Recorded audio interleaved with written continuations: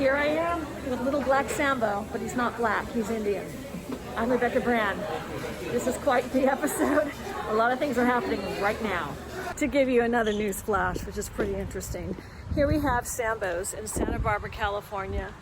Can you see that? Because it's owned by a family that's been in Santa Barbara for a long time. It's really popular on the weekends. So there's a big thing in town about that sign. The owners of the restaurant say they want to change the name of the restaurant. Well, the name of an iconic Santa Barbara restaurant is changing. The previous longtime name was viewed as offensive to some. News anchor Beth Farnsworth discusses it on KEYT, Channel 3. Even though it didn't come from a bad place, it's still a very hurtful term for a lot of people. The connotation of the name SAMBO'S is Little Black Sambo. This was the very first SAMBO'S built in 1957. You can go to Sambo's day and night. The food is good, the price is right. I understand that it wasn't intentional, right? I'm not saying that SAMBO'S and the owners were racist. I was saying that the slur is racist. At its peak, SAMBO'S had over 1,100 restaurants in 47 states. In the 70s, the chain started to fail, and there was a lot of protest then. The story of Little Black Sambo is actually about a black boy that's a hero. Helen Bannerman wrote the book and published it in 1899. The author portrays Sambo as a black hero, one of the first of his time. Sambo is a South Indian boy who lives with his father and mother named Black Jumbo and Black Mumbo, and he goes for a walk. While out walking, Sambo encounters 4 hungry tigers, and he surrenders his colorful new clothes, his shoes, and umbrella, so they won't eat him. The tigers are vain, and each thinks he's better dressed than the others. They chase each other around a tree after they've gotten everything from the little boy, including the umbrella. And while they chase each other around a tree, they are reduced to a pool of ghee, which is clarified butter. So then Sambo recovers his clothing, collects the ghee, which his mother uses to make pancakes. And there we have the happy last scene. Well, that tiger isn't around anymore. He's the ghee on the pancakes.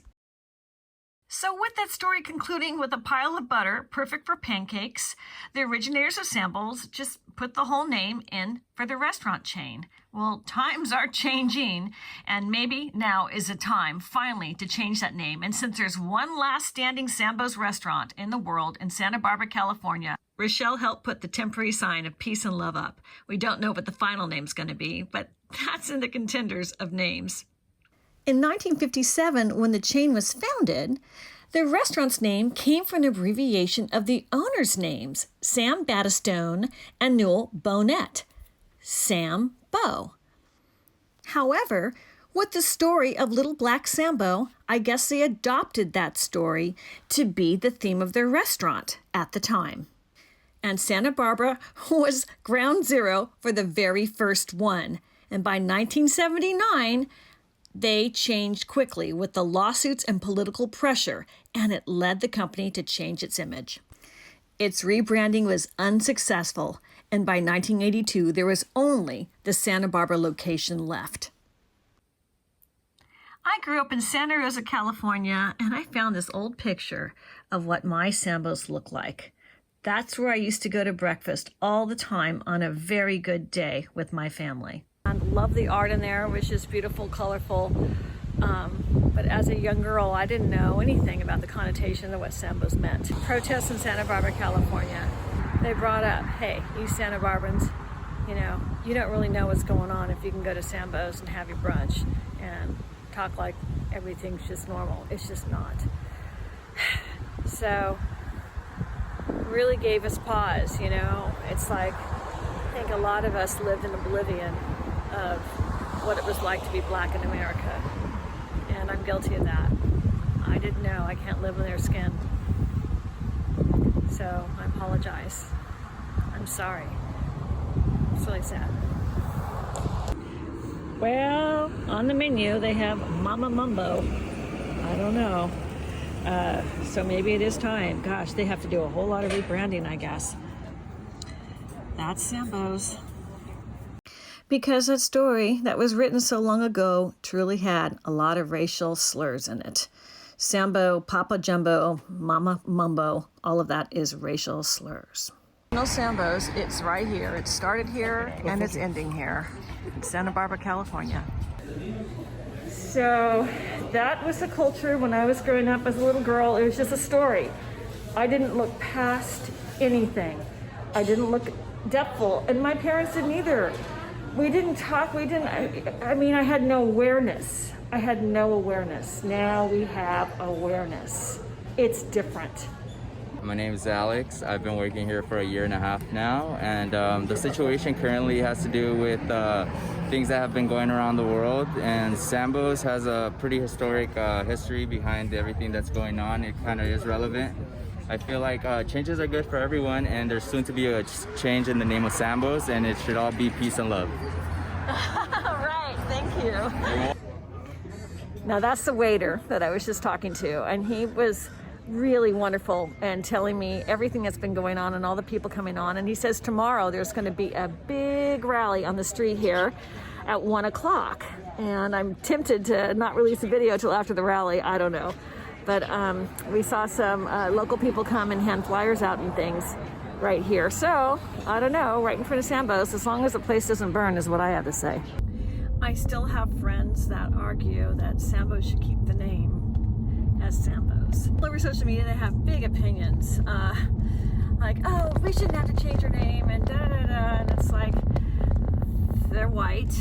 And they may not be thinking deeply. I mean, look, it's taken all this time for people to think more deeply about it. Some people, I guess, just have a different evolution. I don't know, or maybe they just will never change their opinion and they're racist, just period. And they're not going to change from their stance of being racist, right? Some people, the leopard doesn't change its spots, all that could be. That could be, but I have to look at my own internal guilt of why I didn't spend time to think more deeply about it. And even with where I'm at now, I'm going to get a billion comments. Go ahead. You're still racist, Rebecca. Sure, I know it's coming. But you know, I'm giving you the inside of my head. I really tried to be the best person I could be in all regards. And I am affected, and I see friendships dividing further and further. And between COVID, Black Lives Matter,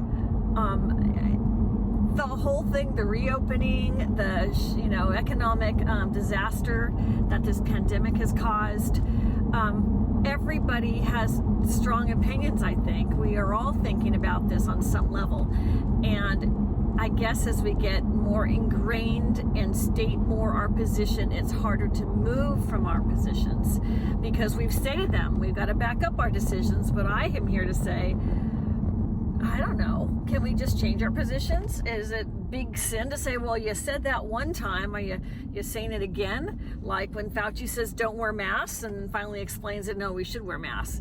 I mean, people change their positions. You get more information, you have a deeper understanding about things, and you change your positions.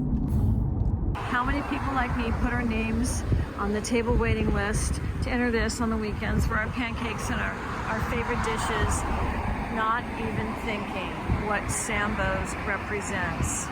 Little black Sambo. The beautiful art. I love the tiger.